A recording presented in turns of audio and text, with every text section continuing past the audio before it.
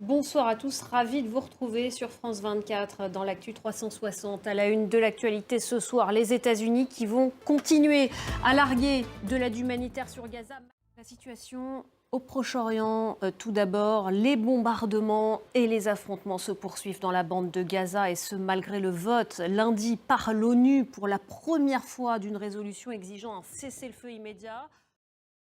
Depuis le début de cette guerre, il y a près de 6 mois, la situation humanitaire dans la bande de Gaza est catastrophique. Au moins 18 personnes sont mortes en essayant de récupérer de la nourriture parachutée, selon les chiffres du Hamas.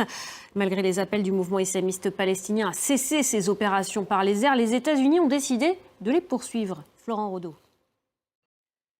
Voilà pour la situation au Proche-Orient. On va maintenant partir aux États-Unis. Je vous en parlais dans les titres. À Baltimore, dans l'est du pays, le port est désormais à l'arrêt. Un peu plus tôt, un pont s'est effondré après avoir été percuté par un navire de marchandises. Au moins 6 personnes sont portées disparues. On voit ça avec Elliot Semmel. La justice britannique donne un nouveau répit à Julian Assange, le fondateur de Wikileaks, réfugié au Royaume-Uni. Elle demande de nouvelles garanties aux États-Unis, les États-Unis qui demandent son extradition.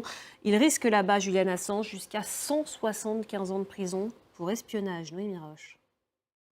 Après son séjour en Guyane, Emmanuel Macron est au Brésil voisin pour une visite de 3 jours. En attendant, en France, le déficit public se creuse pour 2023 selon l'INSEE.